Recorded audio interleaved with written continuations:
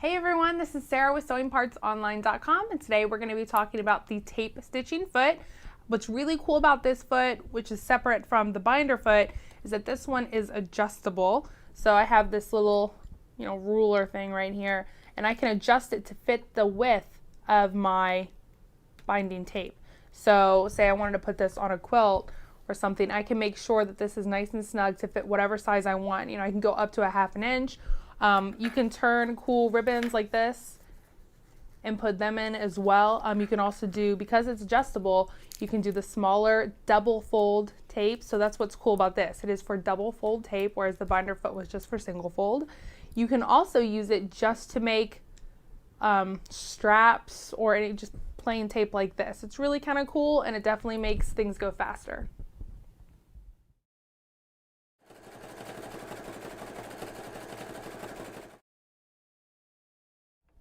So this is our tape stitching foot. Up here is our stitch adjuster. So you'll unscrew this and it'll move back and forth. It's more to help you with needle position. Over here, this wheel is the width adjustment to fit how large or how small your tape is. Right here is where we're going to put the shank screw to attach it to our machine. So let's go ahead and take off what we have on.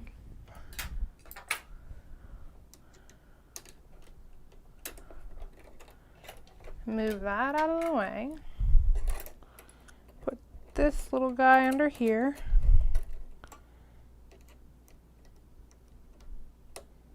Make it nice and snug with your screwdriver.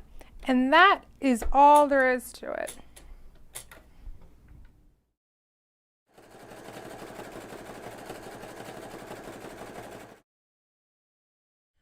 So before we install it and get ready to sew, I'm just going to show you, you want to really put your tape in before you get it on the shank. It's just easier.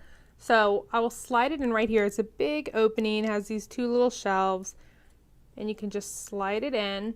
This wheel over here adjusts how snug it's fit in there. So there's this little plastic thing, it's really clear, but if you move this wheel towards yourself, it moves in closer. So for a smaller tape, and then if it was a larger tape, I would just wheel it out away from myself and it would get larger. But this is a small one, so we're going to move it to ourselves.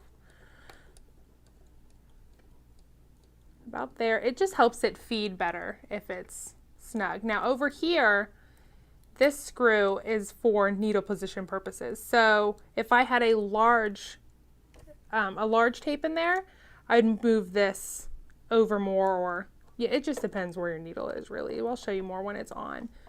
But I'm going to keep it right there because it is such a small tape. So let's go ahead and put it on.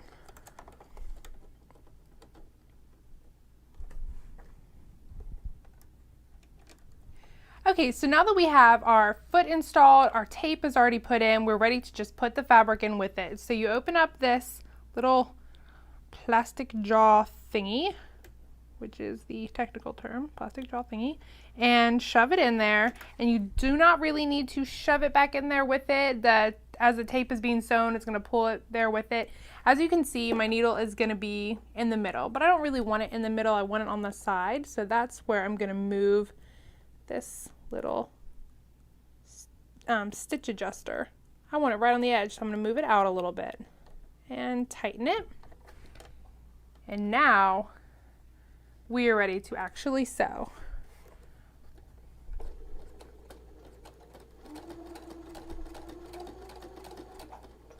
Oh, fabric got caught. That's okay. All right, now we're ready to sew. And like I said, I wanted my stitch to be right on the edge. It's kind of how I like it. So I'm just going to keep my eye on it and make sure it's going where I want it to go. Although I can move it over myself if I need to, like this. Now the fabric, I'm holding it down here. I'm kind of encasing it like this just to help it feed better.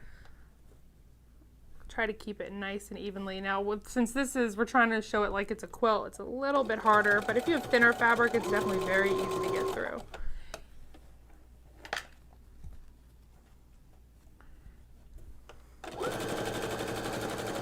And you can also switch this over, of course, to a zigzag, if that's what you like.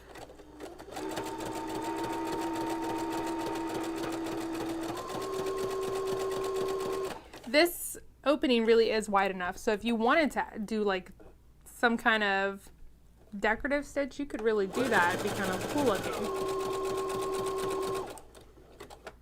And there we go.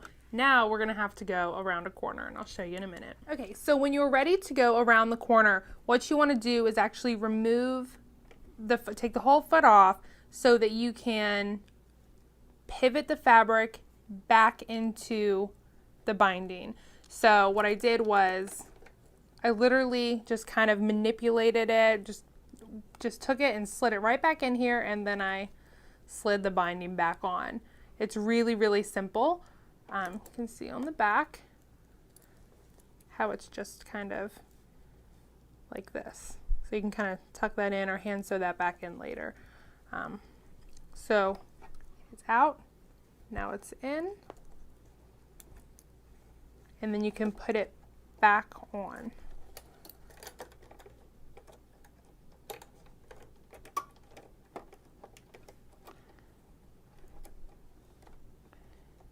And tighten it up again.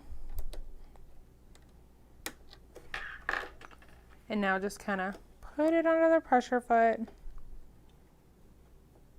Everything lined up like you did before, and you are ready to start sewing again.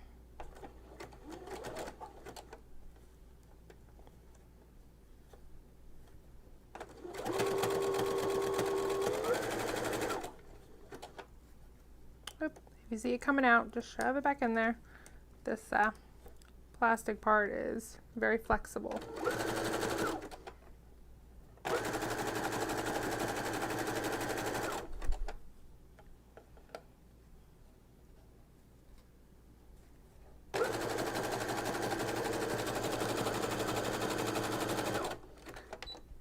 So let's go ahead and see what it looks like.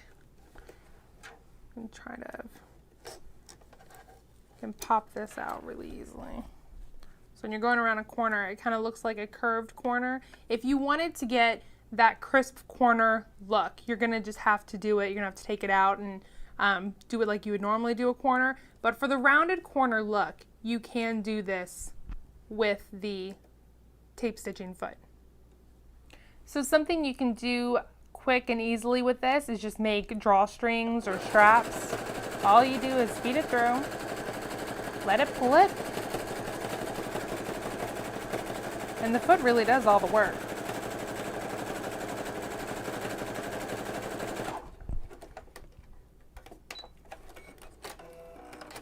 Let's see. The trick is to get it out of the plastic part. Okay, there we go. Drawstrings or straps. So that was the tape stitching foot. To purchase your tape stitching foot, visit us online at sewingpartsonline.com or on Facebook at Facebook/sewingpartsonline.